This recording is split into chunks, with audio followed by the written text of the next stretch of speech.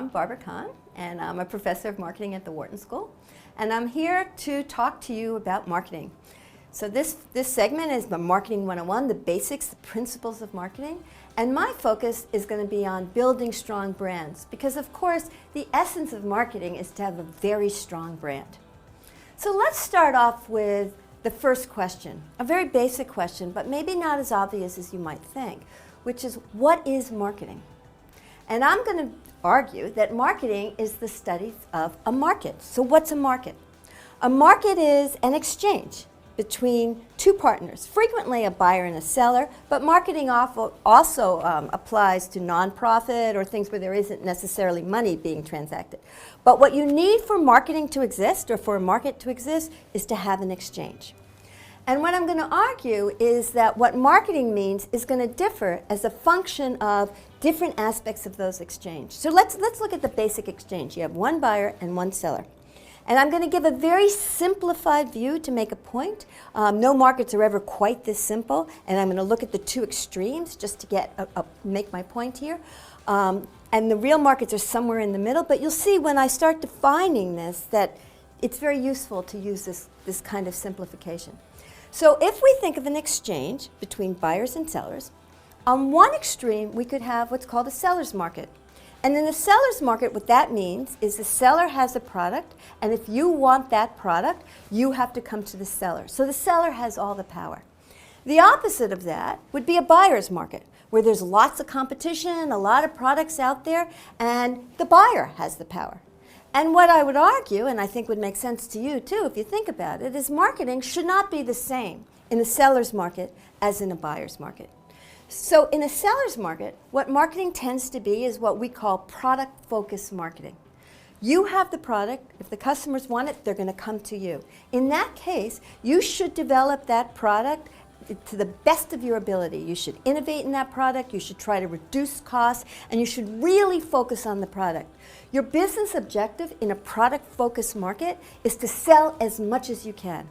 And profitability from a product-focused market is going to come from volume, selling as much as you can. In the past, when we've studied product-focused markets, we've shown that profitability is tied to market share. So market share becomes your business objective.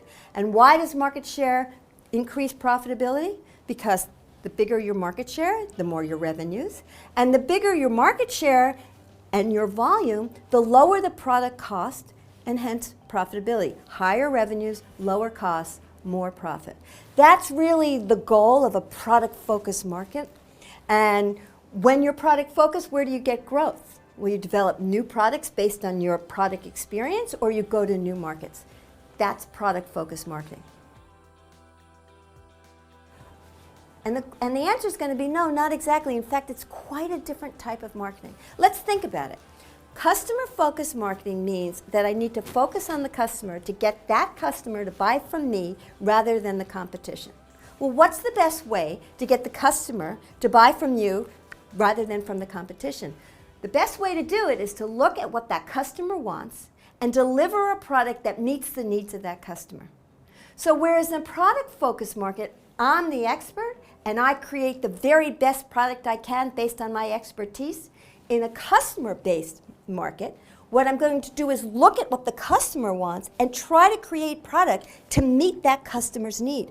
That's a very different point of view. Some people call it inside out is product focused, and outside in is customer focused.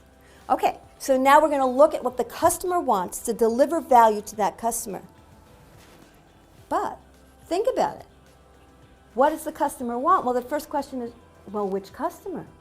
You can't give every customer what they want. We know customers are going to want all different things. So the reason why a buyer's market or customer-focused marketing is so different than product-focused is that every customer out there wants something different. If we try to give everybody what they want, we'll go out of business. That's too hard to do.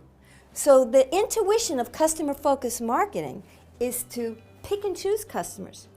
Deliver value to some customers, say yes to some customers, and no to other customers. That's the process of segmentation. I'm going to talk about that in the next section. But the idea here is that I go after some customers and I say no to other customers.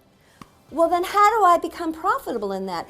understand that in a product-focused marketing, what we did is sell as much as we can. We sold that product to anybody who wanted that product.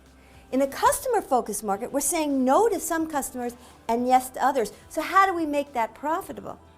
And the answer is, you pick and choose the customers you want to deliver, you deliver value to that customer, give them exactly what they want and that they're willing to pay for, and where the profitability comes from is not from volume, but it's from creating value. How can value-based marketing be profitable? Well, the first thing is, if I give you exactly what you want, many times you'd be willing to pay a premium price. Then the profitability comes in, not from reduced costs, which we saw on the seller's market side, but from increased price premium. If you give me exactly what I want, I'll be willing to pay a higher price for it. So that's one way. The other way customer-based marketing is profitable is by giving the customer what they want time after time after time. I don't think about just one transaction. I think about building customer loyalty and delivering value to that customer over time. That concept is called customer share. Rather than market share, where I try to get a little bit from everybody, the idea of customer share or share of wallet is that I go after a more narrow market and try to get more from each of those customers' wallets. And it turns out that loyalty is if you do it right, can be very profitable. And why is loyalty more profitable? Because it's the cost of delivering value to the customer. When I'm doing a customer-based marketing, it's actually quite expensive to give the customer exactly what they want. Once I figure out what that customer wants and I deliver it to them the first time, it's cheaper to deliver it to them time after time after time. So it's more difficult and more expensive to acquire new customers, but it's cheaper to retain those customers over time, and that's where the profitability comes from. It comes from loyalty. The other thing, if you're thinking about building share of wallet in a customer-focused market, is that I not only sell one product to you, I think about other things that you might need, and I try to cross-sell around it. Let me give you an example of this notion of cross-selling. If you've ever gone into a Gap or some jeans store and you go to the cash register and you buy a pair of jeans, the cashier or the person behind the counter might say, oh, these are very nice jeans. Do you think you'll need a belt with that? Do you think you'll need socks? That's the notion of cross-selling. So I'm selling other things to you besides that one specific product. All of these are the idea of increasing customer share, and that's a very important part of customer-focused marketing. Give the customer exactly what they want. They'll be willing to pay a premium price for it. Give them what they want and keep delivering value over time. They will stay loyal to you, and they'll buy over time, and that's more profitability. And if you understand their needs, you can not only sell them one product, but you can cross-sell other products that may also meet their needs. So in a customer-based market, where profitability comes from is premium price, loyalty, and cross-selling. Difference between seller's market says you focus on the product, on what the customer does well, and you push that out. And in a customer-based market, you focus on the customer, what the customer wants, and you deliver value to the customer better than the competition. So that's the basic difference between product-based marketing and customer-focused marketing. Now, in today's world, the marketplace has changed even more. What's changed? Well, now, not only do you have an exchange between buyers and sellers, but because of globalization and because of the internet and technology and social media and things like that, it's not a one-to-one conversation anymore. Customers can talk to other customers. That's good and bad. If you're doing a really good job in meeting the needs of the customers, the fact that they'll buzz to their other customers and tell their other friends about what a terrific service your company is doing, well, that's really good news. On the other hand, if something goes wrong and they tell their friends something bad, well, that's not such good news. And so you have to be really careful in every transaction with the customer now that you deliver not only value, but that you deliver a top-notch customer experience. Because although what I've been talking about in the seller's market and in a buyer's market has focused on transactions, in the seller's market I talked about a single transaction. In a buyer's market, I talk about transactions over time or customer loyalty. But in a connected community, if your message is being transmitted by customers to other customers, they talk about the customer experience. What do I mean by customer experience? Let me give you an example. It starts way before the transaction and it goes way after the transaction. So for example, if a customer told another customer about their experience at a restaurant, they might say, well, I was driving to that restaurant and I hit a lot of traffic, then I got to the parking lot and I couldn't find a parking space. Finally, when I got into the restaurant, I finally got a table. The meal was really good, but then at the end of the meal, when I was leaving, I tripped and fell. That may be the way they describe the experience at the restaurant. And if that's the way your message about your product is going to be transmitted from customer to customer, then you as a marketer need to focus on the entire customer experience. So one of the things, and we'll talk about this later, that's changed in marketing in this world of social media and internet and globalization is that the marketer has to be completely transparent, has to be authentic, and has to focus on the entire customer experience. One thing else to mention, we're seemingly coming out of a recession now, but there was a global recession.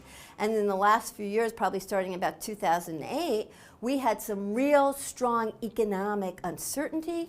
There was a lot of scandals going on. People became skeptical of marketing. Marketing had some bad names, the financial services industry. People lost trust. And so with all those changes in the economic environment, there's been a focus, again, in marketing, and marketing now has to focus on authentic, genuine customer value.